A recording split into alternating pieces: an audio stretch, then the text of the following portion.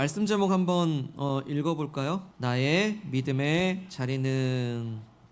예수님 가시는 곳에는 많은 사람들이 따라다녔어요. 오늘 말씀의 현장도 많은 무리들이 예수님을 따랐다라고 말씀의 이 상황 속에 있습니다. 그날도 어김없이 예수님은 많은 무리들이 틈 속에서 이제 길을 가고 계셨는데요.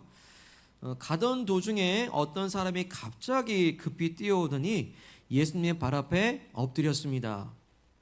알고 보니까 이 사람의 이름은 야이로, 회당장입니다. 회당장 야이로입니다. 회당장이라고 하면 이 회당, 유대인들이 이렇게 교회처럼 모이는 곳이거든요. 거기서 말씀도 읽고 가르치고 예배도 드리는 그런 회당이 있어요. 근데 그 회당에서 장이에요. 우두머리인 거죠. 그렇기 때문에 이 회당장은 존경받는 자리에 있었고 권세가 있고 권위가 있는 자리입니다.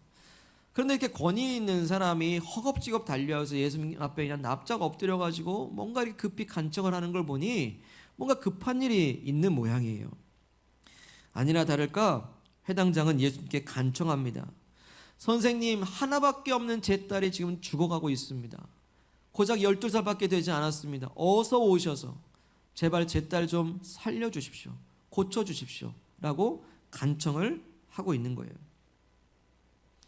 이에 예수님은 지체 없이요 함께 급히 야이로의 집으로 발걸음을 옮기셨습니다. 자, 얼마나 갔을까요? 이렇게 잘 가고 있는데 예수님께서 갑자기 걸음을 멈추시고 두리번 주위를 둘러보십니다. 그러면서 하시는 말씀이 누가 내 몸에 손을 대었냐라고 질문을 하시는 거예요. 사실 많은 무리들이 있어요. 많은 무리들이 이리 밀치고 저리 밀치니 예수님께 손을 댄 사람이 어디 한둘이겠습니까?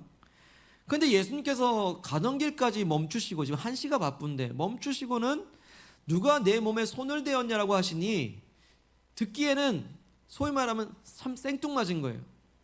아니, 이리 밀치고 저리 밀치고 한두 명입니까? 그런데 누가 내 몸에 손을 대었냐니요. 근데 예수님은 그 많은 사람들의 손길들 중에서 특별한 손길 하나를 느끼셨던 거예요. 왜냐하면 그 손길을 통해서 예수님의 능력이 흘러갔기 때문이에요. 예수님의 능력이 나갔기 때문이에요. 그래서 그 특별한 손을 찾고 계신 것입니다. 누가 내 몸에 손을 대었냐. 알고 보니까 예수님 옷에 손을 댄 사람은 12년 동안이나 병을 앓고 있던 한 여인이었습니다. 그동안 이 병 때문에 너무 고생 많이 했고 의사를 만나도 소용이 없었어요. 그런데 예수님을 알게 된 그 순간 이 예수님이야말로 내 병을 고치실 수 있겠다라고 하는 믿음과 확신이 생겼어요. 그래서 그 많은 무리들 틈을 헤집고서 뒤로 가서 예수님의 옷자락을 손을 댄 겁니다. 붙잡은 거예요. 그래서 놀랍게도 그녀가 예수님의 옷자락을 만지는 순간 그녀는 그 즉시로 낫게 되었습니다. 할렐루야. 아멘. 낫게 된 거예요. 그 많은 군중들 속에서 얼마나 많은 사람들이 예수님의 몸에 옷에 손을 댔을까요? 하지만 그 수많은 손들 중에서 그 여인의 손은 특별했습니다. 바로 예수님이야말로 내 병을 낫게 해 주실 것이라고 하는 믿음이 담긴 손이었기 때문이에요. 그 허탄한 손들, 나도 한번 붙잡아보자, 나도 한번 만져보자. 그러나 거기에는 믿음의 손이 필요했던 거예요. 그 믿음의 손은 예수님의 그 급한 발걸음도 멈추시고 찾게 하십니다. 그 믿음의 사람을 찾게 하십니다. 예수님은 지금도 그토록 그 믿음으로 손을 뻗는 사람들을 주목하시고 찾고 계시는 줄 믿습니다. 그 믿음으로 발견되시는 저와 여러분들 되기를 축복합니다. 예수님은 이제 그 걸음을 멈추고 그 여인의 믿음을 귀히 보십니다. 그리고 그 여인을 향해서 많은 사람들 중에 그 사람을 찾아내어 말씀하시길, 딸아, 내 믿음이 너를 구원하였으니 평안히 가라. 마가복음에서는 내 병에서 놓여 강건할지어다 하면서 이 여인에게 구원을 선포해 주십니다. 선물로 주십니다. 그런데요, 바로 그때였어요. 바로 그때 예수님의 말씀이 채 끝나기도 전에 이 회당장의 집에서 한 사람이 급히 오더니 그만 슬픈 소식을 전합니다. 우리 49절 말씀 읽겠습니다. 시작. 아직 말씀하실 때에 회당장의 집에서 사람이 와서 말하되 당신의 딸이 죽었나이다. 선생님을 더 괴롭게 하지 마소서 하거늘. 그만 회당장의 딸이 숨을 거두고 만 거예요. 그 심부름꾼은 급히 회당장이 와서 말합니다. 딸이 죽고 말았습니다. 그러니 일이 이렇게 되었으니까 예수님을 더 이상 괴롭게 해드리지 말고 어서 빨리 보내드리고 함께 가서 장례를 준비하지요. 뭐 그런 내용인 거죠. 너무나 슬픈 소식에 이 야이로는 더 이상 예수님을 괴롭게 해드릴 이유가 이제 없어진 거예요. 뭐 딸이 죽었는데 예수님과 함께 가봤자 뭐 별 수 있겠습니까? 뭐 할 수 있는 거 아무것도 없거든요. 이 죽음 앞에서는 아무리 예수님이어도 아무 일도 할 수 없다라고 여겼기 때문이죠. 더 이상 예수님을 괴롭히지 말라는 말에 이 아이로도요, 예수님을 놓아드리는 것이 예수님을 배려해 드리는 것이라 생각했을 겁니다. 예수님, 제 딸이 죽었습니다. 죄송합니다. 바쁜데 어서 가시죠. 가실 길 죄송합니다. 그러고 다 끝났을 거예요. 근데 여러분, 여기서 우리가 잠시 머물러서 같이 한번 생각을 한번 해보길 원합니다. 자, 이게 정말 예수님을 배려해 드리는 걸까요? 예수님도 뭐 이렇게 이 죽음 앞에서 아무것도 할 수 없으니 뭐 예수님 스스로도 미안하다, 나도 어쩔 수 없다, 안타깝지만 그래 다음에 보자 하고 가셨을까요? 그렇게 예수님을 그냥 놓아 드리는 것이 정말로 예수님을 더 이상 괴롭혀 드리지 않는 것일까요? 여기서 우리에겐 질문이 생깁니다. 우리는 알아야 됩니다. 진짜 괴롭힌 게 있어요. 괴로운 게 있어요. 예수님이 진짜 괴로우신 게 있습니다. 예수님이 진짜 괴로우신 게 뭐냐면 그것은 바로 불신과 의심이에요. 불신과 의심이에요. 예수님께서 이병저병 다 고치시고 심지어 눈먼 자도 눈을 뜨게 하실지는 몰라도 이 죽음만큼은 예수님도 아무 일도 할 수 없다라고 하는 그 불신, 그 의심이 예수님을 더 괴롭게 만들더라는 거예요. 여러분, 또 예수님의 마음을 진짜 괴롭게 하는 게 있습니다.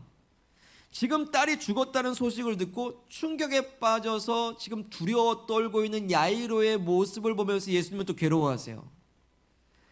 그 괴로움은 나도 죽음은 어쩔 수 없다, 무능함에서 오는 괴로움이 아니라요, 오히려 이 죽음에 이리저리 끌려다니고 있는 인간 세상을 보니 너무나 안타까운 거예요.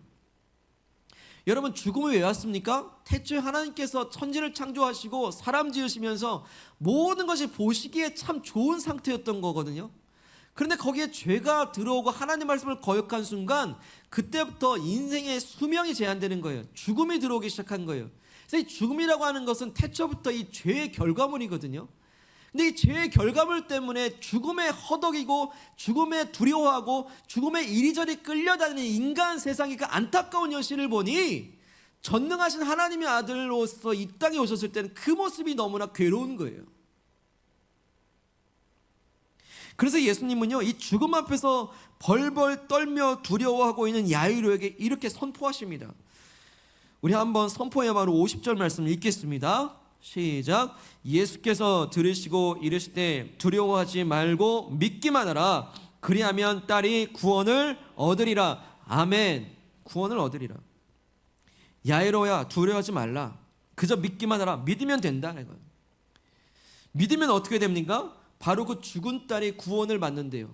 죽은 자가 구원을 받는 건 생명을 얻는 것, 다시 사는 거 아니겠습니까? 그러니까 예수님은요, 죽음 앞에서 아무 일도 할 수 없는 분이 아니라 오히려 그 죽음을 꾸짖고 명하셔서 죽은 것도 살려내시는 능력의 하나님이시요, 그 전능하신 하나님의 아들로서 오신 구세주이심을 믿습니다. 아멘. 그래서 예수님은요, 죽음을 피하시는 게 아니라 죽음을 향해서 나가시는 거예요. 그래서 분명히 우리가 알 것은 이것입니다. 우리가 깨달을 것은 무엇이냐면 대체 과연 예수님을 괴롭게 하는 게 뭐냐라는 거예요. 이 죽음과 같은 절망적인 상황에서 예수님을 불신하는 것, 그 의심과 불신이야말로 예수님을 괴롭게 하는 거예요. 예수님도 이 상황은 어쩔 수 없어, 뭐 예수님이라고 별 수 있겠어? 그렇게 예수님을 의심하는 게 예수님을 괴롭게 하는 거예요. 그러니 뭐 더 이상 기도할 필요 없잖아. 예수님 바쁘신데 이 사람 저 사람 기도 제목 들어주셔야 되는데 제 기도까지 들으실 필요 없습니다. 이거 제가 할게요. 뭐 제가 감당할게요. 이렇게 반대 경우도 있어요. 오히려 평탄하고 잘 될 때, 예수님께 전혀 의탁하거나 물어보지 않고 내 마음대로 할 때, 이 또한 의심과 불신입니다. 우리의 일상을 살아가고 내가 경험한 일들이 있고 노하우가 있고, 그리고 내가 능숙한 일들이 있어요. 뭐 일터든지 자녀를 양육하는 일이든지 모든 일들이 있습니다. 관계든지. 근데 그 모든 일상들 속에서 우리가 예수님을 의지하지 않고 예수님 어떻게 할까요? 질문하지 않는다면 이 또한 의심이고 불신의 죄라는 거예요.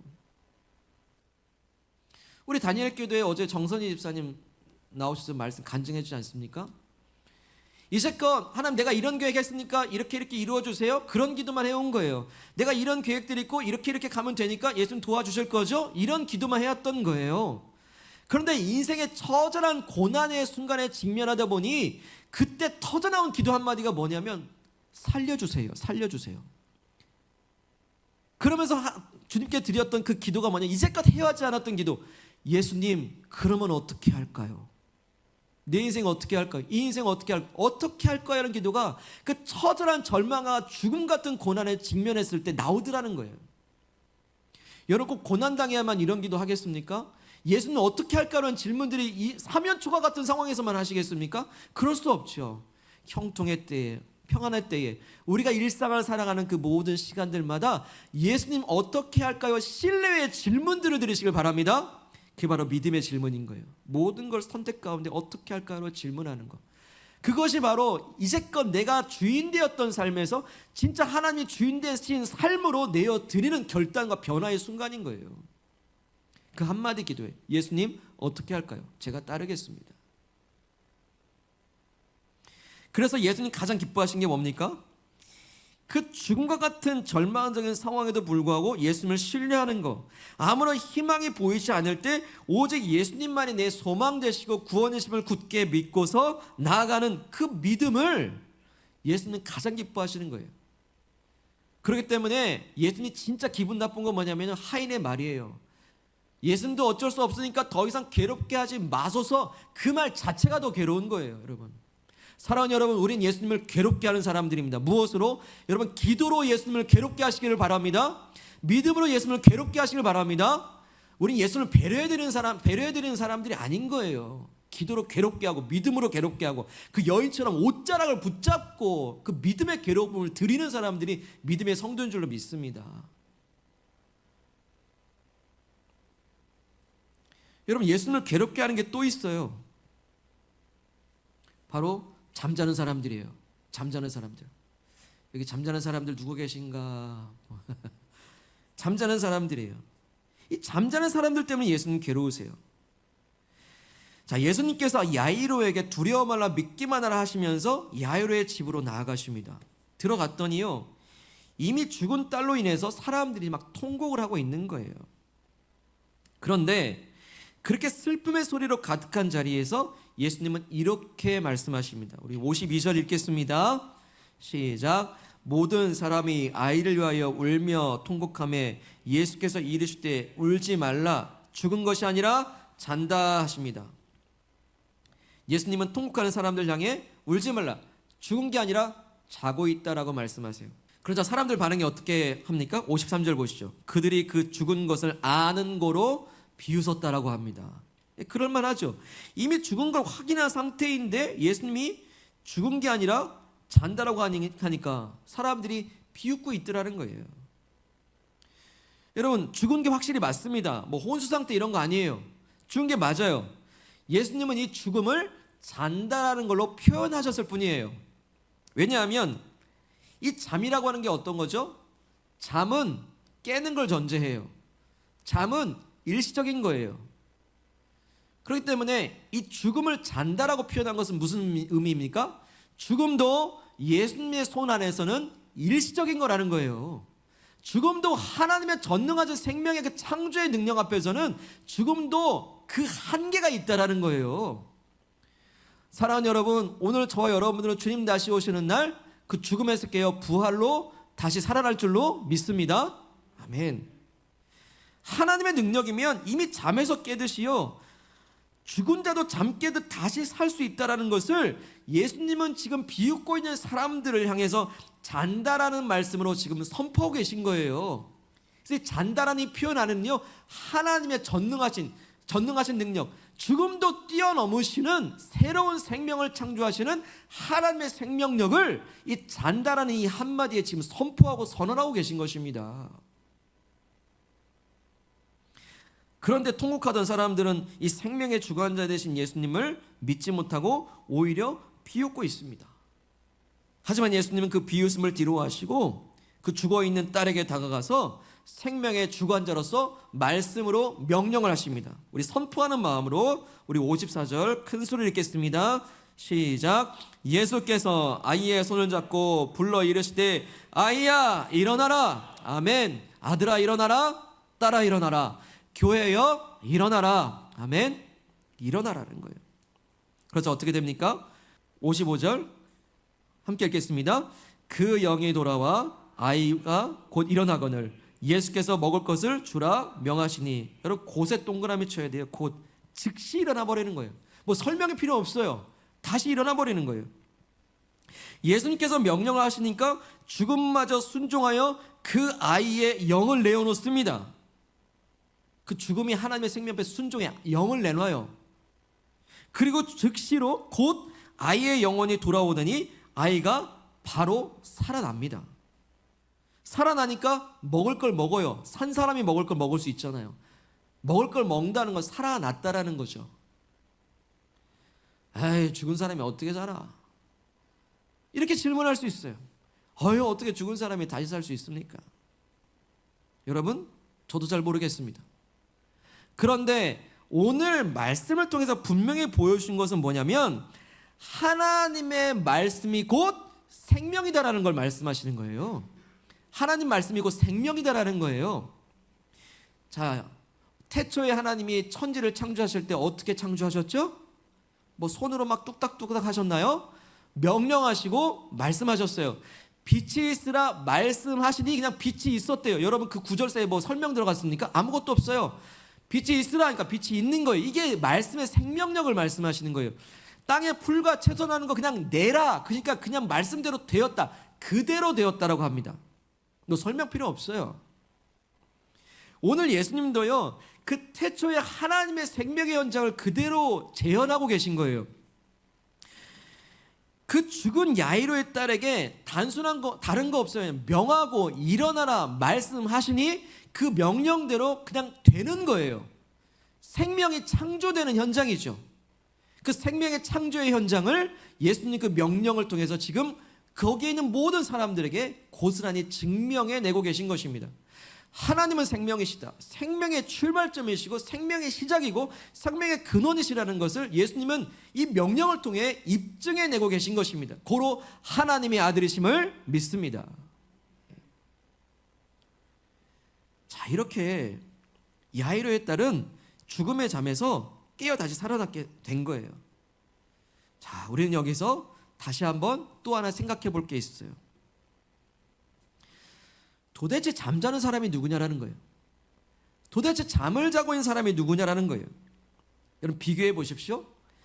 예수님께서 야이로의 딸을 향해서 잔다라고 하셨지만 그 죽음의 잠을 자던 그 딸은 예수님의 명령과 손에서 다시 깨어나고 일어났어요. 그런데 죽은 게 아니라 잔다라고 하실 때 옆에서 비웃던 사람들은 어떻습니까? 예수님을 지금 눈앞에 보고도 믿지 못하는 그 사람들이야말로 지금 영적인 잠을 자고 있더라는 거예요. 여러분 그거 그렇지 않습니까? 생명의 근원 되신 예수님을 눈앞에 보고도 비웃는다면, 믿지 않는다면 그것이야말로 영적인 수명 상태 아니겠습니까? 도대체 누가 잠을 자고 있는 것입니까? 예수님의 눈앞에서는요, 오히려 죽었다 살아난 그 딸이 살아있고 깨어있는 사람이고, 오히려 살아있고 통곡하고 있는 그 사람이 이미 죽은 사람이요, 잠자고 있던 존재들이라는 거예요. 이게 차이가 뭐죠? 믿음이에요. 믿음 하나로 살고 죽느냐를 가르고 있는 겁니다. 때문에 예수님을 믿지 못하는 것이야말로 영적인 죽음이고 영적인 잠이요, 영적인 사망 상태라는 걸 보여주고 있습니다. 그래서 예수님은 야이로의 딸이 아니라 영적으로 잠을 자고 있는 그 사람들 때문에 괴로운 거예요. 다시 말해 예수님을 눈앞에 모시고도 알아보지 못하는 그 상태를 예수님은 지금 되게 괴로워하시는 것이죠. 정리해 보실까요? 예수님 두 가지 때문에 괴롭네요. 그 하인의 말처럼 예수님도 죽음 앞에서는 아무것도 할 수 없다라고 그 의심과 불신 때문에 괴롭고, 예수님이 눈앞에 계신데도 불구하고 비웃고 의심하는 그 영적인 잠을 자는 사람들 때문에 지금 괴롭습니다. 사랑하는 여러분, 이것을 가지고 예수님은 저와 여러분들에게 오늘 질문하십니다. 오늘 나는 예수님을 의심과 불신으로 괴롭게 하는 자인가? 아니면 믿음과 신뢰로 기쁘게 하는 자인가? 혹시나도 그 하인의 말처럼 이 죽음과 같은 이 절망적인 이 낙심의 순간들 속에서 예수님도 어쩔 수 없어, 이 상황은 더 이상 못해, 기도 이제 안 할 거야, 그렇게 예수님도 어찌할 수 없다고 의심하진 않습니까? 그 불신과 의심 가운데 있진 않나요? 이런 절망적인 상황에서는 예수님도 아무 일도 할 수 없다고 혹시 원망 가운데 계시지 않습니까? 그래서 그런 의심과 원망 속에서 기도할 생각도 하지 않고 기도해도 소용없다 말하면서 그저 예수님 가실 길 말고 놔두고 나는 내 갈 길 가겠다는, 그렇게 예수님을 괴롭게 하는 그런 상황은 또 아닐지요. 그렇기 때문에 절망의 순간에 기도하지 않는 것이야말로 의심이에요. 낙심의 순간에 주님께 여쭤보지 않는 것이야말로 불신인 거예요. 더 이상 기도하기를 포기하는 것이야말로 의심과 불신의 죄라는 거죠. 거듭 말씀드립니다. 우리는 예수님을 배려해 드리는 사람이 아닙니다. 예수님께 기도로 괴롭히는 사람입니다. 근데요, 이렇게 기도하지 않고 예수님을 계속 불신하고 의심하면 어떻게 되는 줄 아십니까? 내 손해인데요, 두려움이 찾아와요. 두려움이 찾아요. 기도하지 않으면 두려움이 찾아와요. 예수님은 딸이 죽었다는 소식에 두려워하고 있는 야이로를 보십니다. 지금 야이로의 눈앞에 예수님이 계시잖아요. 근데 잘 보십시오. 눈앞에 예수님이 계시지만 야이로는 두려워 떨고 있다라는 거예요. 두려움만 보이는 거예요. 이게 우리 현재 상태예요. 이런저런 일 세상살이 속에 막 닥치잖아요. 문제 닥치고 고난당하게 되면 그 두려움에 휩싸이다 보면 예수님이 떠나가신 것이 아니라 언제나 내 곁에 계신데도 불구하고 예수님은 안 보이고 두려움만 보여요. 근데 예수님이 보이게 하는 게 뭐라고요? 믿음이라는 것이요. 그 순간에 예수님 우리가 말씀하십니다. 두려워하지 마, 믿기만 해 라고 말씀하십니다. 두려워하지 마, 믿기만 해. 이걸 거꾸로 말하면 어떻게 됩니까? 믿어봐, 그럼 보일 거야. 누가? 예수님이. 예수님을 보는 방법은요, 두려움 가운데서는 보이지 않아요. 믿을 때 보입니다. 믿게 하는 게 뭡니까? 기도인 거예요. 기도인 거예요. 여러분, 두려운 상황이 헤쳐난 건 아닙니다. 없어진 건 아닙니다. 하지만 믿게 되면 바로 내 눈앞에 계시는 예수님이 그 두려움에 비할 수 없을 정도로 가장 크게 보일 줄로 믿습니다. 여러분, 무엇 때문에 두려우십니까? 무엇이 가장 요즘 두려우십니까? 그 두려움을 떨치려면 뭔가 나름 붙잡아줄 소망이 있어야 두려움을 떨칠 수 있어요. 믿을 게 있어야 된다는 거예요. 근데 오히려 불신과 의심 가운데 있어 보세요. 두려움에 떠나갑니까? 오히려 두려움은 증폭이 됩니다. 이제 믿음의 주님 되시는 예수님을 굳게 믿으시길 바랍니다. 두려움 있어요. 하지만 두려움 말라 믿기만 하라 하신 예수의 음성이 오늘 내 음성 되시기를 소망합니다. 그래서 이 절망의 순간이야말로 내가 예수님을 진짜 믿고 있다는 것을 증명해내는 믿음의 승리가 있기를 축복합니다. 또 예수님은 저와 여러분들에게 동일하게 질문하십니다. 우리는 예수님을 괴롭게 하는 사람이냐 아니면 기쁘게 하는 사람이냐. 혹시 나도 그 통곡하는 사람들처럼 이 상황의 절망에서 통곡만 하고 있는 건 아닌가? 너무 울고만 있는 건 아닌가? 이는 예수님이 지금 내 눈앞에 계신데도 불구하고 예수님을 보지 못하는 마치 영적인 잠을 자는 것과 같은 것이라는 거예요. 영적인 잠을 자는 것 같아요. 그러나 여러분 믿으시길 바랍니다. 우리는 잠자는 사람들이 아니에요.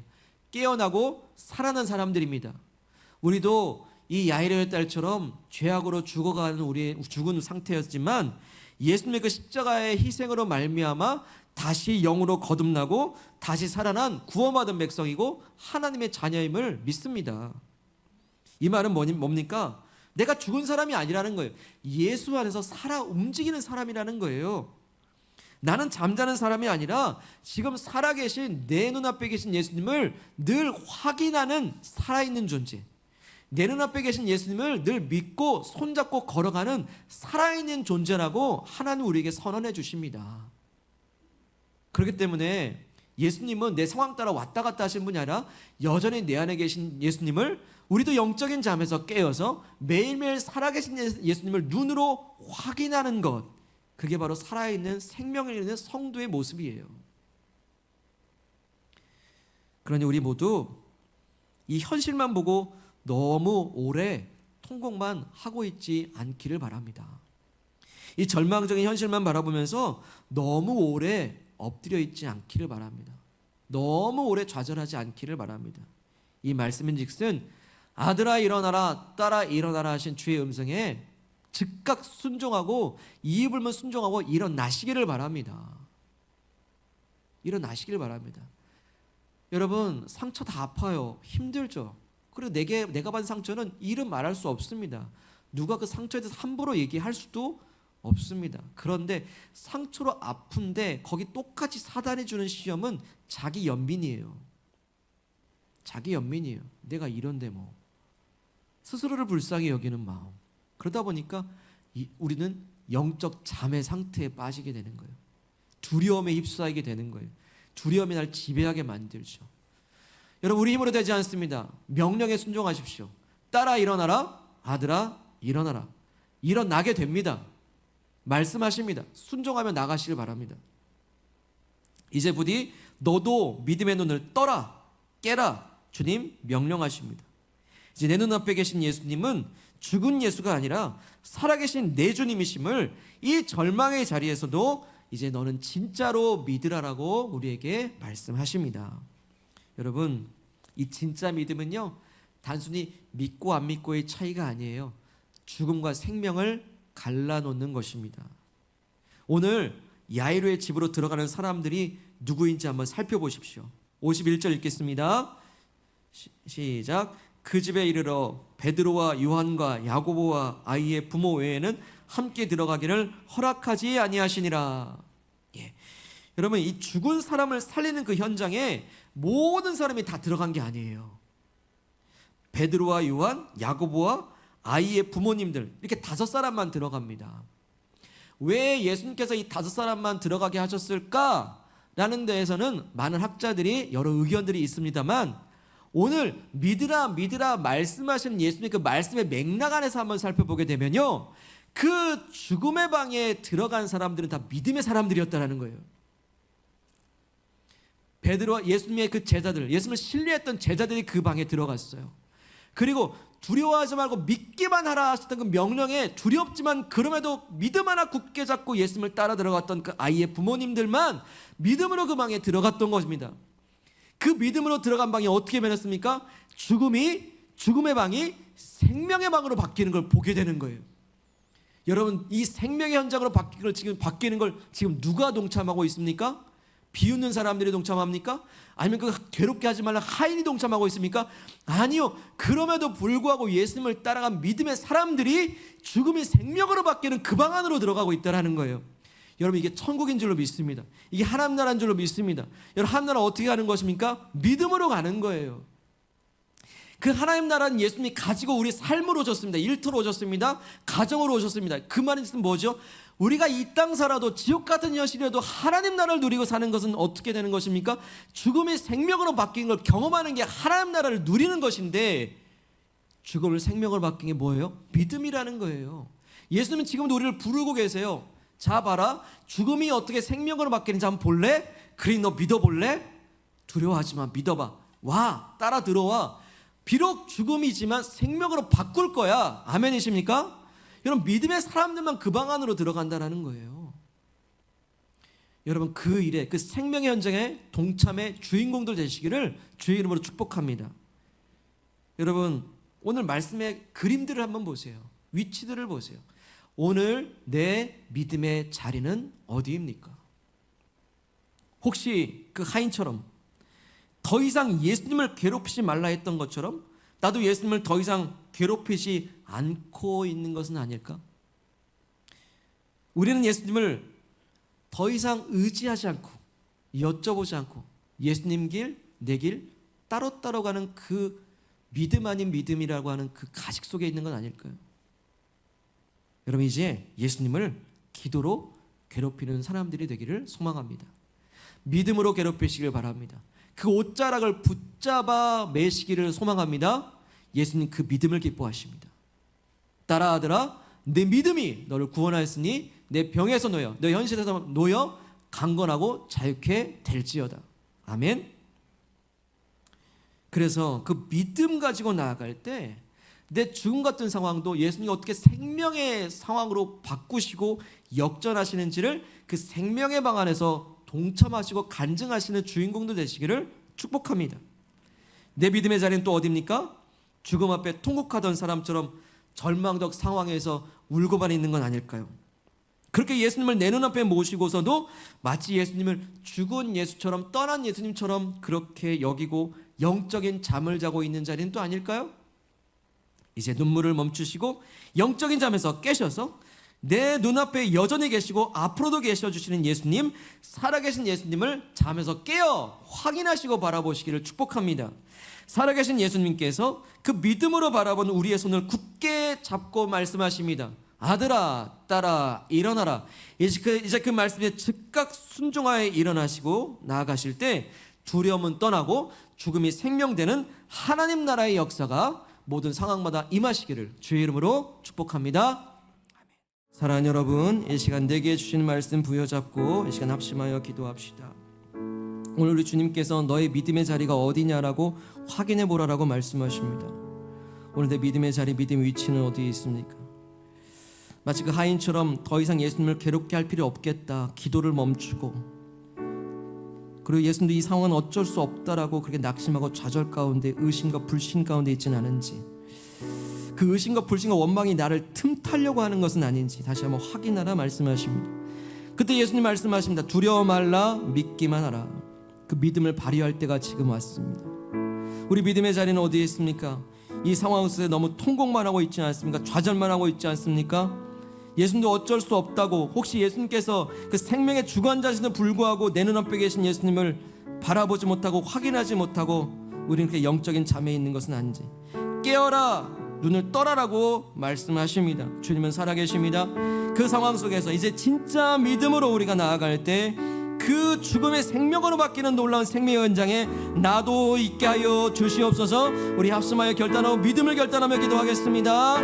하나님 감사합니다. 우리에게 말씀하여 주시니 주님, 내게 믿음의 믿음을 불어넣어 주시옵소서. 오늘 믿음의 자리는 어디인가? 아버지, 의심과 불신의 자리가 예수님을 더 괴롭게 만드는 것이라는 걸 깨달았습니다. 하나님 아버지, 우리는 의심과 불신으로 주님을 더 이상 괴롭게 할 수 없습니다.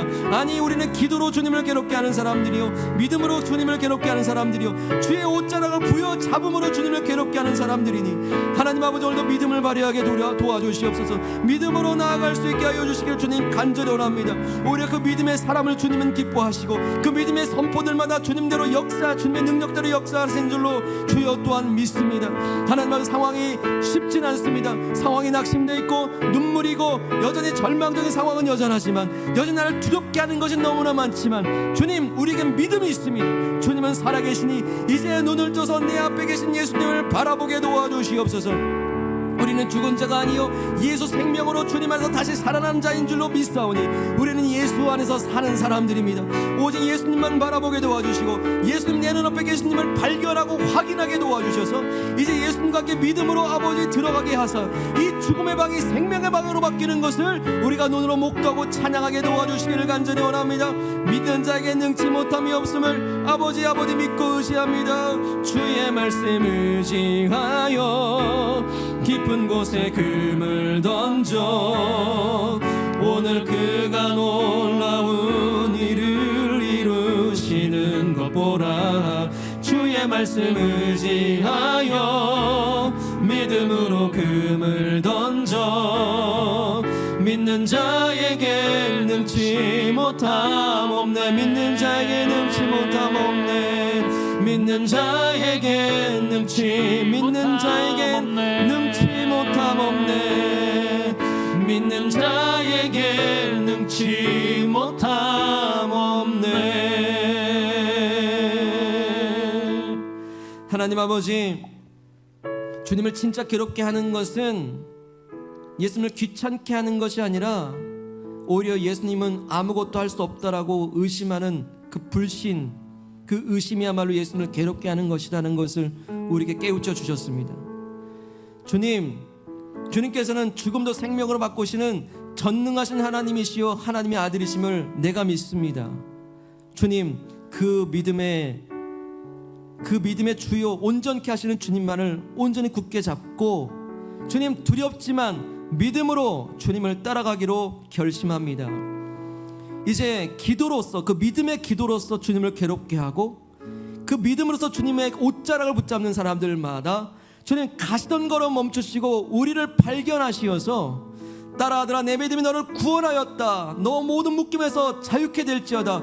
오늘 우리에게 선언하여 주시고 선포해 주시옵소서.